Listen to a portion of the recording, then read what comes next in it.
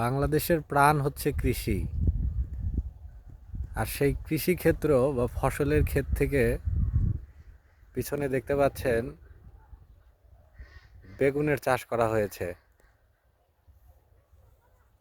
বেগুন একটি জনপ্রিয় সবজি। শীতকালে বাংলাদেশে বেগুনের প্রচুর চাষ হয়।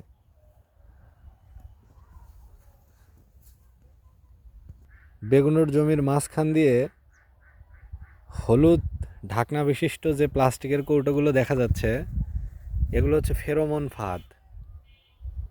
অর্থাৎ পোকা এখানে আকৃষ্ট হয়ে এর ভিতর জাম করে, এর ভিতরে প্রবেশ করে এবং ভিতরে গিয়ে ওরা আটকে পড়ে এবং এভাবেই প্রাকৃতিক উপায়ে পোকার নিধন হয়। এতে করে কীটনাশকের পরিমাণটা জমিতে কমে আসে, এতে করে ফসলের জন্য বা প্রকৃতির জন্য সেটা